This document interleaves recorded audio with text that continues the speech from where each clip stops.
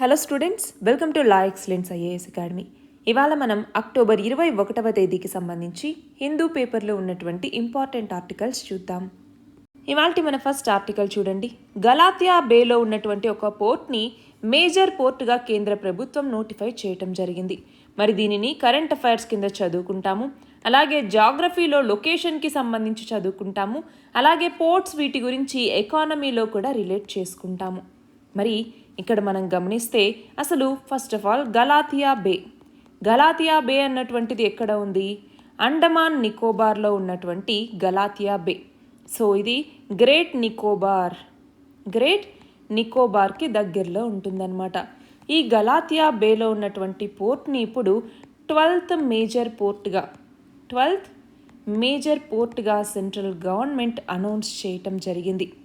మరి ఇక్కడ గమనిస్తే దీనిని ఇంటర్నేషనల్ కంటైనర్ ట్రాన్స్షిప్మెంట్ పోర్టుగా అభివృద్ధి చేస్తారు. అది కూడా పబ్లిక్ ప్రైవేట్ పార్ట్నర్షిప్ మోడల్లో అన్నమాట. అయితే ఇది ఎందుకు ఇంపార్టెంట్ అన్నటువంటి చూస్తే చాలా స్ట్రాటజిక్ లొకేషన్లో ఇది ఉంది. అవునా? ఎలా strategic location? International shipping trade రూట్కి సంబంధించి ఇటువైపు మలక్కా స్ట్రైట్ కావచ్చు, ఇవన్నీ చాలా ఇంపార్టెంట్. అవునా? రెండవది, ఆల్రెడీ ఈ బే ఏదైతే ఉందో గలాతియా బే అన్నటువంటిది, అక్కడ న్యాచురల్ వాటర్ డెప్త్ అన్నటువంటిది అవైలబుల్గా ఉంది. అందులోనూ ఓవర్ 20 meters ఉంది కాబట్టి ఆ ట్రాన్స్షిప్మెంట్ కార్గో యొక్క క్యారింగ్ కెపాసిటీ అన్నటువంటిది పెరుగుతుంది. మరి ఇప్పుడు మన దేశంలో 12 ఆపరేషనల్ మేజర్ పోర్ట్స్ అన్నటువంటివి ఉన్నాయి. అందులో ఇది 12th మేజర్ పోర్ట్. మరి ఇది కాకుండా ఇంకో 200 నాన్ మేజర్ పోర్ట్స్ అనేవి ఉంటాయి. అయితే ఇక్కడ పోర్ట్స్లో ఈ రెండు ఏవైతే చెప్పుకున్నామో ఇప్పుడు, మేజర్ అనేసి అలాగే నాన్ మేజర్ అనేసి, వీటిని గమనించాలి. మన భారతదేశంలో మేజర్ పోర్ట్స్ అన్నటువంటివేమో సెంట్రల్ గవర్నమెంట్ యొక్క పరిధిలో ఉంటాయి. నాన్ మేజర్ వచ్చేసరికి స్టేట్ గవర్నమెంట్స్ యొక్క పరిధిలో ఉంటాయి. మరి మేజర్ పోర్ట్స్ అథారిటీస్ యాక్ట్ అనేసి 2021లో తీసుకొచ్చి మేజర్ పోర్ట్స్కి సంబంధించిన రెగ్యులేషన్, ఆపరేషన్, అలాగే అడ్మినిస్ట్రేషన్ ఇవన్నీ కూడా ఈ పోర్ట్స్ కింద సెంట్రల్ గవర్నమెంట్కి ఇచ్చారనమాట. మరి అయితే ఇక్కడ ఏమవుతుంది? ఇది ఏదైతే ఇప్పుడు మేజర్ పోర్ట్గా తీసుకొస్తూ ఉన్నారో ఇది ఒక ఎకో సెన్సిటివ్ జోన్ కూడా, కాబట్టి చాలా ఛాలెంజెస్ అన్నటువంటివి ఉన్నాయి ఇక్కడ. సో ఎస్టిమేటెడ్ కాస్ట్ అన్నటువంటిది ఎక్కువ. దాంతో ఇక్కడ ఏమవుతుంది? ఈ వాటర్ బ్రేక్ కావచ్చు, బర్తులు కావచ్చు, అక్కడ బిల్డింగ్స్ కావచ్చు, ఇవన్నీ కన్స్ట్రక్ట్ చేయటం కోసం మొత్తం 4 phases దీన్ని డెవలప్ చేయబోతున్నారు. కానీ ఇక్కడ చాలా ఛాలెంజెస్ ఉన్నాయి. ఇది ఒక ఎకో సెన్సిటివ్ జోన్ కూడా అన్నటువంటిది మనం గమనించాలి. మన నెక్స్ట్ ఆర్టికల్ చూడండి. మన ప్రధాని నరేంద్ర మోదీ ఛత్తీస్గఢ్, మధ్యప్రదేశ్ మరియు ఉత్తరప్రదేశ్లో 3 ఎయిర్పోర్ట్స్ని ఉడాన్ స్కీమ్ కింద ఓపెన్ చేయబోతున్నారు అనేసి. మరి ఈ నేపథ్యంలో దేని కింద చదువుకుంటాము? గవర్నెన్స్ అన్నటువంటి టాపిక్ కింద చదువుకుంటాము. ఇందులో ఇక్కడ ఉడాన్ స్కీమ్ అంటే ఏంటి? ఉడాన్ అంటే ఉడే దేశ్ కా ఆమ్ నాగరిక్ అని చెప్పేసి అర్థం. ఉడే దేశ్ కా ఆమ్ నాగరిక్ అన్నటువంటి అర్థం. ఈ ఉడాన్ అన్నటువంటి స్కీమ్ని ఎవరు తీసుకొచ్చారు? మినిస్ట్రీ ఆఫ్ సివిల్ ఏవియేషన్ అన్నటువంటి తీసుకొచ్చింది. సో దీని ద్వారా ఏంటి అంటే రీజనల్గా ఎయిర్పోర్ట్ డెవలప్మెంట్ అన్నటువంటిది ఇక్కడ ఎన్హాన్స్ అవ్వాలి. అది మాత్రమే కాదు, రీజనల్ కనెక్టివిటీని కూడా పెంచాల్సినటువంటి అవసరం ఉంది అన్నటువంటి ఉద్దేశంతోనే ఈ ఉడాన్ స్కీమ్ని లాంచ్ చేయటం జరిగింది. 2016లో మనకి నేషనల్ సివిల్ ఏవియేషన్ పాలసీ అనేసి తీసుకొచ్చారు. అందులో ఇది కూడా భాగం అనమాట. మరి ఈ స్కీమ్ యొక్క ఆబ్జెక్టివ్స్ ఏంటి అంటే, ఒకటి, ఎయిర్ కనెక్టివిటీని రిమోట్ మరియు రీజనల్ ఏరియాస్ ఉంటాయా, సో ఆ రిమోట్ మరియు రీజనల్ ఏరియాస్కి ఎయిర్ కనెక్టివిటీస్ని పెంచటం. అంతేకాదు రిమోట్ ఏరియాస్ యొక్క డెవలప్మెంట్, అక్కడ ట్రేడ్, కామర్స్, అలాగే టూరిజం వీటన్నింటినీ కూడా పెంపొందించటం. అంతేకాకుండా కామన్ పీపుల్ ఎవరైతే ఉంటారో ఆ కామన్ పీపుల్కి కూడా ఎయిర్ ట్రావెల్ యాక్సెస్ని కల్పించటానికి, అది కూడా అఫోర్డబుల్ రేట్స్తో కల్పించటానికి. అంతేకాదు ఏవియేషన్ సెక్టార్లో ఎంప్లాయ్మెంట్ని క్రియేట్ చేయటానికి, ఇన్ఫ్రాస్ట్రక్చర్ ఎన్హాన్స్మెంట్కి కూడా ఈ ఉడాన్ అన్నటువంటి స్కీమ్ ఉపయోగపడుతుంది. మరి ఈ స్కీమ్ కింద ఎయిర్లైన్స్లో సీట్స్ మీద ఎయిర్ ఫేర్స్ ఉంటాయి కదా, వాటి మీద క్యాప్ని విధిస్తారు, అంటే ఇంత పరిధి అన్నట్టుగా విధిస్తారు. ఫినాన్షియల్ స్టిమ్యులస్ని కన్సెషన్ ఫామ్లో ఇస్తూ ఉంటారు. వయబిలిటీ గ్యాప్ ఫండింగ్ అన్నటువంటిది చేస్తారు. రీజనల్ కనెక్టివిటీ ఫండ్ అన్నటువంటి దాన్ని క్రియేట్ చేసి దాని ద్వారా ఈ వయబిలిటీ గ్యాప్ ఫండింగ్ రిక్వైర్మెంట్స్ అన్నింటినీ మీట్ అయ్యేలాగా చూస్తారు. సో ఇవన్నీ కూడా దీంట్లో ఉన్నటువంటి ఫీచర్స్ అనమాట. మరి దీని ద్వారా మనం చూస్తే ఎయిర్పోర్ట్స్ సంఖ్య అన్నటువంటిది బాగా పెరిగింది. అంతేకాదు ఇప్పటిదాకా ఎయిర్పోర్ట్స్, హెలీపోర్ట్స్, వాటర్ ఏరోడ్రోమ్స్ వీటి యొక్క సంఖ్య అన్నటువంటిది పెరిగింది. కొత్త కొత్త రూట్స్ని ఇనిషియేట్ చేశారు. 1,00,00,000 మందికి పైగా ప్యాసింజర్స్ ఇప్పుడు ఈ స్కీమ్ కింద బెనిఫిట్ని పొందినటువంటి వాళ్ళు ఉన్నారు. సో ఇలా ఎయిర్ కనెక్టివిటీ అన్నటువంటిది మరింతగా పెరగటానికి ఈ స్కీమ్ అన్నటువంటి దోహదపడింది. అందుకే ఇప్పుడు ఇంకొక 3 ఎయిర్పోర్ట్స్ని ఇప్పుడు ఓపెన్ చేయబోతూ ఉన్నారు. అవి ఛత్తీస్గఢ్లో ఉన్నటువంటి సూర్గుజా, మధ్యప్రదేశ్లో ఉన్నటువంటి రేవా, అలాగే ఉత్తరప్రదేశ్లో ఉన్నటువంటి సహరాన్పూర్. వీటిలో 3 ఎయిర్పోర్ట్స్ని ఇప్పుడు లాంచ్ చేయబోతున్నారు. మన నెక్స్ట్ ఆర్టికల్ చూడండి, ఎక్సర్సైజ్ మలబార్కి సంబంధించి. సో ఇంటర్నేషనల్ రిలేషన్స్లో, ఎందుకంటే వివిధ దేశాలు పాల్గొంటున్నాయి కదా, ఇంటర్నేషనల్ రిలేషన్స్ని ఎన్హాన్స్ చేసుకోవటంలో భాగంగా చదువుకుంటాం. అలానే కరెంట్ అఫైర్స్ కింద చదువుకుంటాము, సైన్స్ అండ్ టెక్నాలజీ కింద కూడా చదువుకుంటాం. సైన్స్ అండ్ టెక్నాలజీ ఎందుకు, ఇప్పుడు ఏవైనా ఎక్సర్సైజెస్ నిర్వహిస్తున్నారంటే వాటిలో వాడేటటువంటి ఎక్విప్మెంట్ ఏదైతే ఉంటుందో అవి వార్షిప్స్ కావచ్చు, లేదు అనుకుంటే డ్రోన్స్ కావచ్చు, లేదనుకుంటే నేవల్ షిప్స్ కావచ్చు, ఏవైనా కావచ్చు. సో సైన్స్ అండ్ టెక్నాలజీకి కూడా వాటిని మనం లింక్ చేసుకుంటాము. అయితే ఇక్కడ మలబార్ ఎక్సర్సైజ్ గురించి మాట్లాడుతూ ఉన్నారు. మలబార్ ఎక్సర్సైజ్, ఈ మలబార్ ఎక్సర్సైజ్ అన్నటువంటిది ఒక మల్టీలేటరల్ నేవీకి సంబంధించినటువంటి ఎక్సర్సైజ్ 1992లో స్టార్ట్ అయిందనమాట. ఇది ఒక బైలేటరల్ ఎక్సర్సైజ్గా ఇండియాకి మరియు యుఎస్ఏకి మధ్య స్టార్ట్ అయింది. అయితే దాని తర్వాత 2015వ సంవత్సరంలో ఇందులోకి జపాన్ అన్నటువంటి చేరింది. దాంతో ట్రైలేటరల్ ఎక్సర్సైజ్గా ఇది మారింది. మళ్ళీ 2020వ సంవత్సరంలో ఇందులో ఆస్ట్రేలియా అన్నటువంటిది కూడా జాయిన్ అవ్వటంతో అది ఇప్పుడు క్వాడ్రిలేటరల్ నేవల్ ఎక్సర్సైజ్గా మారిందనమాట. మరి ఈ నేపథ్యంలో క్వాడ్ అన్నటువంటిది కూడా మనకు తెలియాలి. క్వాడ్రిలేటరల్ సెక్యూరిటీ డైలాగ్ అనేసి పిలుస్తాం. క్వాడ్లో ఉన్నటువంటి దేశాలు కూడా ఈ 4. సో ఇప్పుడు ఇది కూడా క్వాడ్రిలేటరల్ నేవల్ ఎక్సర్సైజ్ అనమాట. మరి ఇక్కడ గమనించాలి, ఈ క్వాడ్రిలేటరల్ సెక్యూరిటీ డైలాగ్ ఏదైతే ఉందో దీన్ని డబ్ చేస్తూనే ఈ ఎక్సర్సైజ్ కూడా జరుగుతూ ఉంది. 6 నుంచి 14 రోజుల పాటు ఈ ఎక్సర్సైజ్ అన్నటువంటిది జరుగుతూ ఉంటుంది. మరి ఇది 3-వే నేవల్ డ్రిల్ అనమాట. అయితే 2020-21లో ఆస్ట్రేలియా కూడా పార్టిసిపేట్ చేయటం వల్ల ఇది క్వాడ్రిలేటరల్ ఎక్సర్సైజ్ లాగా మారుతూ వచ్చింది.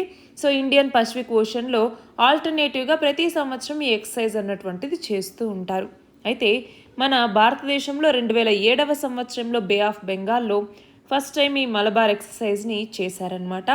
అయితే ఇంతకుముందు సింగపూర్, ఆస్ట్రేలియా నాన్ పర్మనెంట్ మెంబర్స్గా ఉండేవాళ్ళు.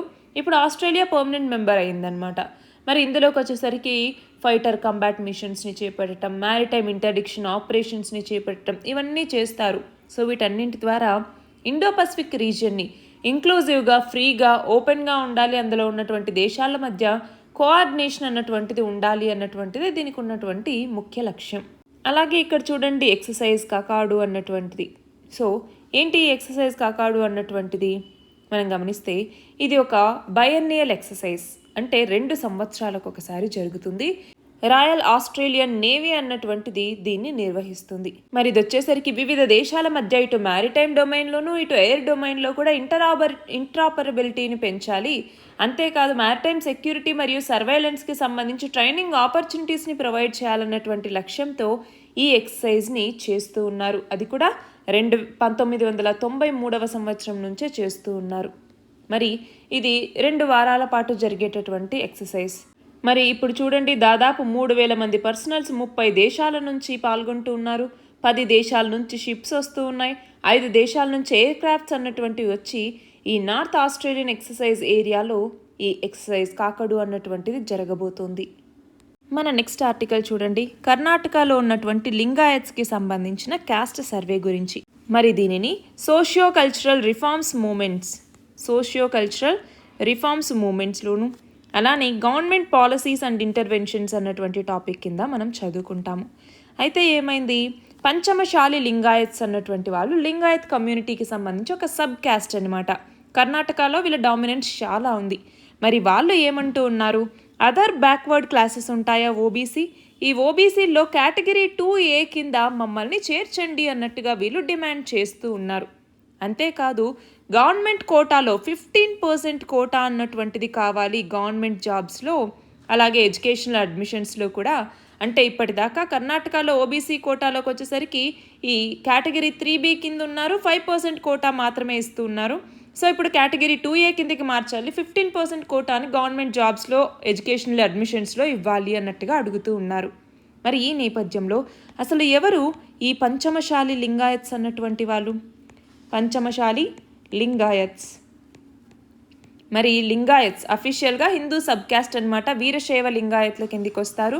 సో వీళ్ళు 12th సెంచరీ ఫిలాసఫర్ అయినటువంటి సెయింట్ బసవన్న యొక్క ఫాలోవర్స్ వీళ్ళు. బసవన్న ఈయన రాడికల్ యాంటీ కాస్ట్ మూమెంట్ని స్టార్ట్ చేసినటువంటి వ్యక్తి.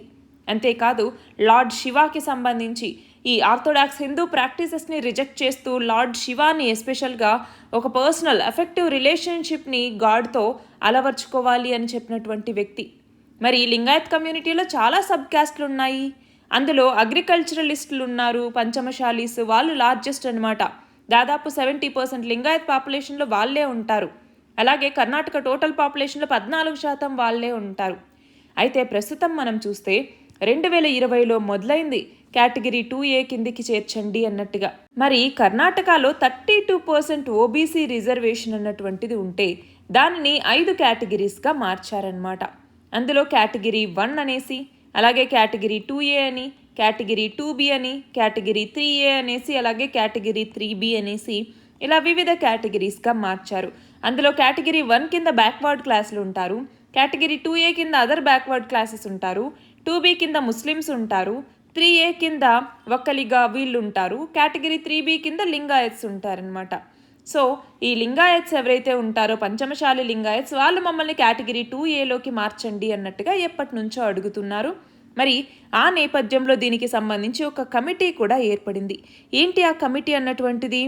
కాంతరాజ్ రిపోర్ట్ అన్నటువంటిది ఏం చెప్పింది? ఒక సోషియో ఎకనామిక్ ఎడ్యుకేషనల్ సర్వేని చేపట్టిందనమాట కాస్ట్ సెన్సస్కి సంబంధించి. మరి ఈ సర్వేలో చాలా డిలేస్ జరిగిన తర్వాత ఈ రిపోర్ట్ ఇస్తే దాన్ని యాక్సెప్ట్ చేయలేదు, అలాని రిజెక్ట్ చేయలేదు, దాన్ని అలా వదిలేశారు. అయితే ఇప్పుడేమంటున్నారు? యూనియన్ గవర్నమెంట్ని కాస్ట్ సర్వేని చేపట్టనివ్వండి కర్ణాటకలో అన్నట్టుగా లింగాయత్స్ అంటూ ఉన్నారు. ఆ నేపథ్యంలో మనం ఈ ఆర్టికల్ని చదువుకుంటున్నాం. మన నెక్స్ట్ ఆర్టికల్ చూడండి. సైక్లోన్ ధన ఒడిషాని త్వరలో హిట్ చేయబోతుంది అన్నట్టుగా ఐఎండి, ఇండియన్ మెట్రలాజికల్ డిపార్ట్మెంట్ అన్నటువంటిది అంచనా వేసింది. మరి ఈ నేపథ్యంలో మనము జాగ్రఫీకి సంబంధించి అలానే డిజాస్టర్ మేనేజ్మెంట్కి సంబంధించి ఈ టాపిక్ని చదువుకుంటాం. సో ఇక్కడ మనకి సైక్లోన్స్ 2 రకాలు. అవి ఏంటి? ట్రాపికల్ సైక్లోన్స్ అన్నటువంటివి, అట్లానే టెంపరేట్ సైక్లోన్స్ అన్నటువంటివి. మళ్ళీ సైక్లోన్స్లో కూడా మనకి సైక్లోన్స్, యాంటీ సైక్లోన్స్ అవి కూడా ఉన్నాయి. అయితే ఇప్పుడు మనం మాట్లాడుకోబోతున్నది ట్రాపికల్ సైక్లోన్స్ గురించి. మరి ఈ ట్రాపికల్ సైక్లోన్స్ అన్నటువంటి ఫామ్ అవ్వాలి అంటే దానికోసం కొన్ని కండిషన్స్ అన్నటువంటివి ఉండాలి. అవి ఏంటి అంటే, ట్రాపికల్ సైక్లోన్స్ అన్నటువంటిది చాలా వైలెంట్ స్టార్మ్స్ మనకి తెలుసు. ట్రాపికల్ ఓషన్స్ మీద వచ్చి ఇవి కోస్టల్ ఏరియాస్ వైపుగా వెళ్తూ ఉంటాయి. దానివల్ల heavy winds, heavy rainfall, storm surges ఇలాంటివన్నీ రావటం వల్ల చాలా ఇబ్బందులు అన్నటువంటివి కోస్టల్ ఏరియాస్లో వాళ్ళు పడతారు. సో మనం గమనించాలి, న్యాచురల్ డిజాస్టర్స్కి సంబంధించి one of the most devastating natural డిజాస్టర్గా సైక్లోన్స్ మనం చెప్తూ ఉంటాం. మరి ఇందులో వివిధ రకాల ఫేవరబుల్ కండిషన్స్ ఉండాలి. For example, large sea surface అన్నటువంటిది ఉండాలి, అవునా? అంతేకాదు టెంపరేచర్ అన్నటువంటిది అబౌవ్ 27 degrees ఉండాలి. అంతేకాకుండా కోరియాలిస్ ఫోర్స్ అన్నటువంటిది ఉండాలి. కోరియాలిస్ ఫోర్స్ వల్లే సైక్లోన్ యొక్క మూమెంట్ అన్నటువంటిది డిసైడ్ అయి ఉంటుంది. అట్లానే వర్టికల్ విండ్ స్పీడ్ లేదా వర్టికల్ విండ్ షియర్ అంటాము. ఇందులో స్మాల్ చేంజెస్ అన్నటువంటివి ఉండాలి. ఇది మాత్రమే కాదు, అక్కడ ఆల్రెడీ ఒక లో ప్రెషర్ ఏరియా అన్నటువంటిది ఉండాలి. అంటే ఆల్రెడీ ప్రీ ఎగ్జిస్టింగ్ ఒక వీక్ లో ప్రెషర్ ఏరియా అన్నటువంటిది ఉంటే అప్పుడు అక్కడ సైక్లోన్ ఫామ్ అవ్వటానికి ఫేవరబుల్ కండిషన్స్ ఉన్నట్టు అనమాట. మరి అందులోనూ ట్రాపికల్ సైక్లోన్స్కి సంబంధించి ఎర్లీ స్టేజ్, మెచ్యూర్డ్ స్టేజ్ అనేసి, అలాగే ఫైనల్ స్టేజ్ అనేసి కూడా ఉంటాయి. ఇవి కాకుండా ఎక్స్ట్రా ట్రాపికల్ సైక్లోన్స్ లేదా మిడ్ లాటిట్యూడ్ సైక్లోన్స్ అని, టెంపరేట్ సైక్లోన్స్, ఫ్రాంటల్ సైక్లోన్స్ లేదా వేవ్ సైక్లోన్స్ అని కూడా ఇంకో కేటగిరీని మనం పిలుస్తూ ఉంటాము. సో అవి ఏంటి అంటే మనకి పోలార్ ఫ్రంట్ థియరీని బేస్ చేసుకుని ఆ సైక్లోన్స్ అన్నటువంటి ఫామ్ అవుతాయి. సో వాటికేంటి వామ్ అలాగే మాయిస్ట్ ఎయిర్ మాసెస్ ఉంటాయి. వాటి మధ్య ఇంటరాక్షన్ వల్ల ఎక్కువగా ఆ సైక్లోన్స్ అన్నటువంటి ఫామ్ అవుతాయి. మరి ఇండియన్ ఓషన్ రీజియన్లోకి వచ్చేసరికి WMO ESCAP అంటే ఏంటి, వరల్డ్ మెట్రలాజికల్ ఆర్గనైజేషన్, అలాగే యునైటెడ్ నేషన్స్కి సంబంధించినటువంటి economic and social commission for Asia and the Pacific అన్నటువంటి ఈ ప్యానెల్ అన్నటువంటిది ట్రాపికల్ సైక్లోన్స్కి నేమ్ పెడుతుంది. మరి ఇందులో మెంబర్స్గా 13 దేశాలు ఉంటాయి. ఏంటవి? Bangladesh, India, Iran, Maldives, Myanmar, Oman, Pakistan, Qatar, Saudi Arabia, Sri Lanka, Thailand, UAE మరియు యెమెన్. మరి ఇందులో ఇప్పుడున్నటువంటి ధనా అన్నటువంటి పేరు చూడండి, ఏ దేశం పెట్టింది? ఖతార్ అన్నటువంటిది పెట్టింది. మరి సైక్లోన్ ధనాకి పేరు పెట్టినటువంటి దేశం ఏది అంటే ఖతార్. మన నెక్స్ట్ ఆర్టికల్ చూడండి. 16th సెంచరీకి సంబంధించినటువంటి కాపర్ ప్లేట్స్ని రీసెంట్గా తిరువల్లూర్ డిస్ట్రిక్ట్లో కనుక్కున్నారు, తమిళనాడులో. మరి దీనిని ఇటు కరెంట్ అఫైర్స్లోనూ చదువుకుంటాము, ఇటు హిస్టరీలోనూ లింక్ చేసుకుంటాము. మరి ఇక్కడ గమనించాలి, ఏదైతే ఇందాక తిరువల్లూర్ డిస్ట్రిక్ట్ అన్నామో అందులో మప్పేడు విలేజ్ అన్నటువంటిది ఉంది. ఆ విలేజ్లో శ్రీ సింగీశ్వరర్ టెంపుల్ అన్నటువంటిది ఉంది. ఆ ప్రెమిసెస్లో 16th సెంచరీకి సంబంధించి విజయనగర కింగ్డమ్ నాటి కాపర్ ప్లేట్స్ని కనుక్కున్నారనమాట. ఇదిగో ఇలా ఉంటుంది. మరి ఈ ఇన్స్క్రిప్షన్ మీద రాసినటువంటి ఆ రాత ఏదైతే ఉందో ఆ స్క్రిప్ట్ ఏంటి అనేసి చూస్తే సాంస్క్రిట్లోనూ ఆ స్క్రిప్ట్ అన్నటువంటిది ఉంది. అలాగే నందినగరి స్క్రిప్ట్ అన్నటువంటి దాంట్లో కూడా ఆ రైటింగ్ అన్నటువంటిది కనుగొనబడింది. మరి ఈ 2 స్క్రిప్ట్స్కి సంబంధించినటువంటి ఈ కాపర్ ప్లేట్స్ అన్నటువంటివి 1513వ సంవత్సరంలో శ్రీకృష్ణ దేవరాయ టైంలో ఈ ఇన్స్క్రిప్షన్స్ అన్నటువంటివి రాయబడ్డాయి. మరి మనం గమనించాలి, ఈ ప్లేట్స్ అన్నటువంటివి ఈ విలేజ్కి గిఫ్ట్ లాగా ఇచ్చారు. ఆ విలేజ్ విశాల బట్టక అన్నటువంటి విలేజ్ దాన్నే తర్వాత కృష్ణరాయపురాగా మార్చారనమాట. సెవెరల్ బ్రాహ్మిన్స్ వీటిని మార్చారు. సో ఇక్కడ ఈ ఇన్స్క్రిప్షన్స్లో ఏమేమి ఉన్నాయంటే ఆ డొనేటెడ్ విలేజెస్కి సంబంధించినటువంటి బౌండరీ ఏంటి, దాని కంట్రోల్ ఎవరికి ఉంటుంది. ప్రస్తుతం మనం చూస్తే ఆంధ్రప్రదేశ్లోని తిరుపతి డిస్ట్రిక్ట్కి సంబంధించినటువంటి చంద్రగిరి రాజా యొక్క కంట్రోల్లో ఈ యొక్క బౌండరీ ఉంటుంది అన్నట్టుగా తెలియజేసేలాగా ఈ ఇన్స్క్రిప్షన్ అన్నటువంటిది ఉంటుందన్నమాట. మరి మనం గమనిస్తే చాలా దొరుకుతూ ఉన్నాయి ఇలాంటి ఇన్స్క్రిప్షన్స్.